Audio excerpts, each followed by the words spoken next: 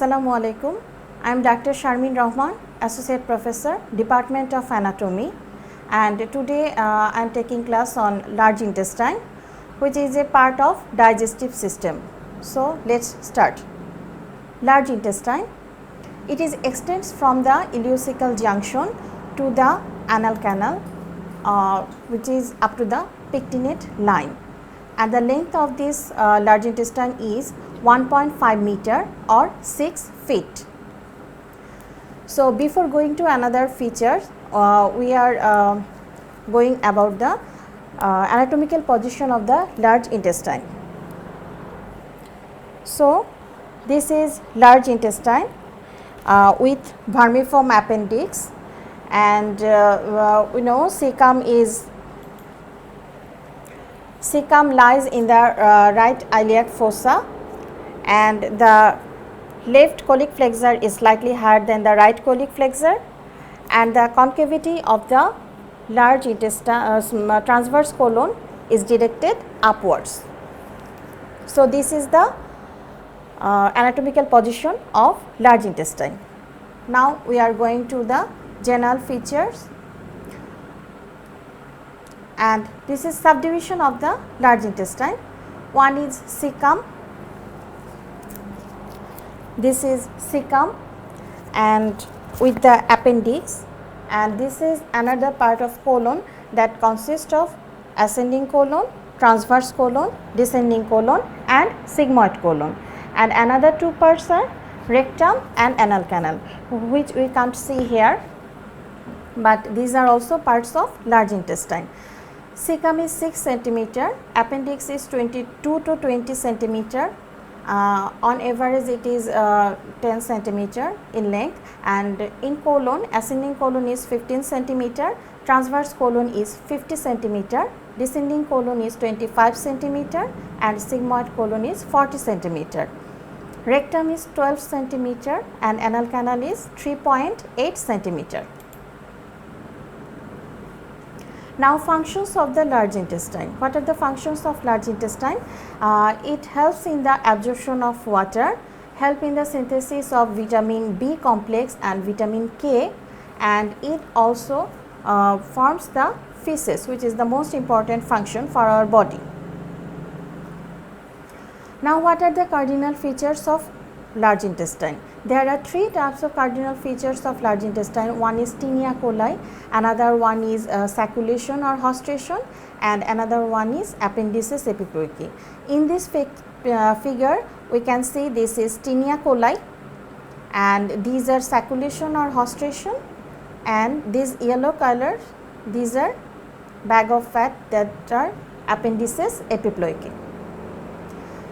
Now tinea coli. What is tinea coli? These are actually aggregations of longitudinal muscles of large intestine, and these are 3 in number, and it is about 4 feet in length, and these are absent in vermiform appendix, rectum and anal canal.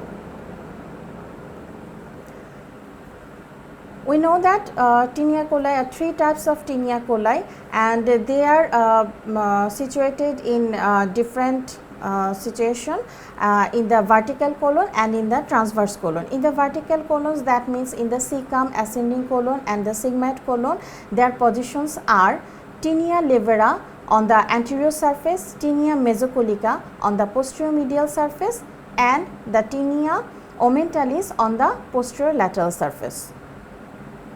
And in the transverse colon, tinea levera lies on the inferior surface, tinea mesocolica lies on the posterior surface, and tinea aumentalis lies on the anterior superior surface. In this figure we can see this is tinea mesocolica, which lies in the anterior surface in the vertical colon, and it is tinea, this is tinea mesocolica that is lies in the posterior medial surface, and this is tinea levera, and this is tinea aumentalis. Now sacculation or hostration. We know large intestine is 6 feet in length, but the tinea coli is 4 feet in length, and as a result this large intestine is sacculated or puckered, just like when we put a elastic band on a cloth and it looks like sacculated or hostrated. Now appendices epiploicae. These are peritoneal pouches containing fat. These are absent in cecum, appendix and in rectum, and mostly they are numerous in number in the transverse colon and in the sigmoid colon. Now we are come to the cecum, which is the first part of the large intestine. Actually, cecum length is 6 centimeter and its breadth is 7.5 centimeter, and its position, it is lies in the right iliac fossa. In this figure we can see this cecum, this is cecum and this is appendix. Now shape. There are 4 types of cecum in our body. First one is fetal type. It may be 2%. In this type, the cecum is conical and the appendix arises as a straight tube from its apex. We can see this figure. This is cecum, where the cecum is conical in shape and the vermiform appendix is a straight tube from its apex. And this is infantile type, where what is 3% and the cecum is quadrate in shape and the appendix is attached to a depressed bottom, just like this figure. Third number type is, and the most common type is normal or adult type, that may be 90%. Here right saccule, this is right saccule that enlarges more than left one, and the appendix is situated 2 centimeter below the ileocecal junction. In this figure we can see this is right cecal pouch and this is left one, and here the appendix is situated 2 centimeter below the ileocecal junction. And the exaggerated type, that may be 4 to 5%. Here right saccule is hugely enlarged and the left saccule is atrophies, and the appendix is close to the ileocecal junction. Relations of the cecum. Anteriorly it is related with the coils of small intestine, sometimes part of the greater omentum and the anterior abdominal wall in the right iliac region, and posteriorly the psoas and the iliacus muscle, the femoral nerve and the lateral cutaneous nerve of the thigh, and the appendix is commonly found behind the cecum, and medially the appendix arises from the cecum on its medial side. In this figure we can see the relation of the cecum or other parts of the large intestine with the posterior abdominal wall and its organelles. Now peritoneal relation. The cecum is covered by the peritoneum on all sides. Now arterial supply of the cecum. Cecum is supplied by the anterior and posterior cecal branches of the inferior division of the ileocholic artery, which is a branch of superior mesenteric artery, and we know the superior mesenteric artery is a ventral branch of the abdominal aorta. And in this figure we can see this is the inferior division of the ileocholic artery, and these are 2 divisions. One is anterior celiac artery and another one is posterior celiac artery, and these both arteries supplies the cecum. Now venous drainage. The veins corresponds to the arteries and drain into the superior mesenteric vein. We already know that superior mesenteric vein is a part of portal system. Now lymphatic drainage. The vessels drain into ileocholic lymph nodes and finally into the superior mesenteric group of pre-aortic lymph nodes. Now nerve supply. As we know, the large intestine supplied by the autonomic nervous system, so it has sympathetic and parasympathetic nerve supply.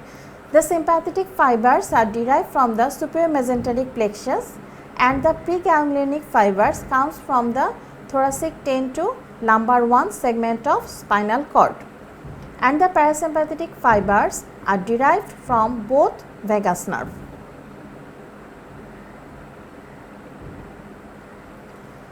Now interior of the cecum. There are two features in the interior of the cecum. One is ileocecal orifice, another one is appendicular orifice.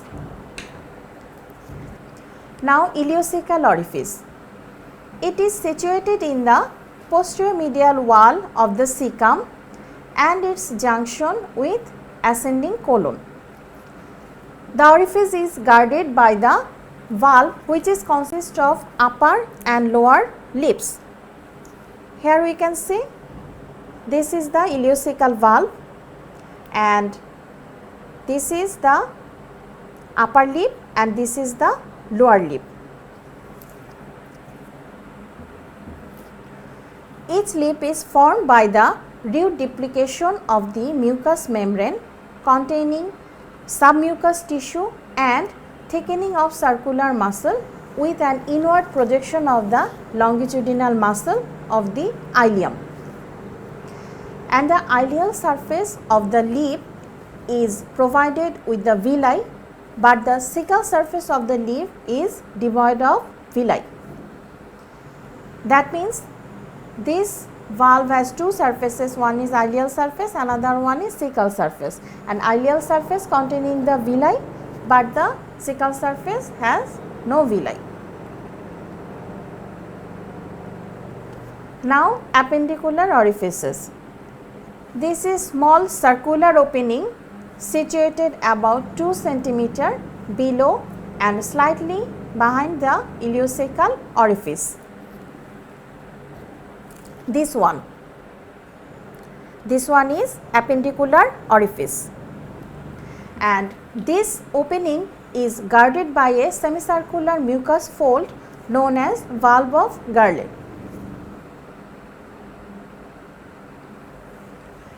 Now comes about the structure of the cecum, that is the histological structure of the cecum. As the other parts of the digestive system, cecum has also 4 layers. From outer to inner, it has serous layer, muscularis externa layer, submucosa and mucosa. Serous layer, it is derived from the peritoneum and is almost complete. And muscularis externa layer, it is consist of outer longitudinal muscle layer and inner circular layer of smooth muscle. Now submucosa, it consists of loose areolar connective tissue and contains plexuses of vessels and nerves. Now come to the mucous membrane. This mucous membrane actually covered the whole lumen, and this mucous membrane has also 3 layers from inner to outer: surface epithelium, lamina propria and muscularis mucosa. Remember that in this whole cecum there are 2 muscular layers.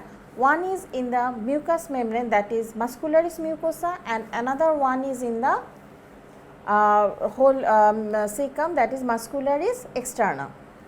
These are 2 different layers. So surface epithelium, we already know that the large intestine is lined by simple columnar epithelium, and there are also presence of numerous goblet cells, and it is devoid of villi.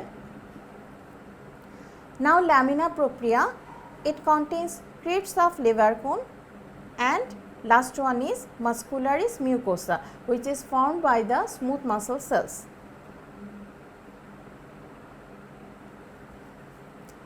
Now applied anatomy of the cecum. It acts as an important guide in the operation of intestinal obstruction, and there is a clinical condition that is known as intussusception. What is this?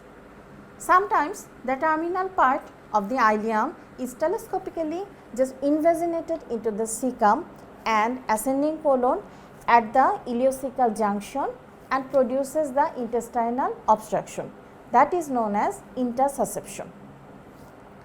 So, that is all for today. Thank you, students.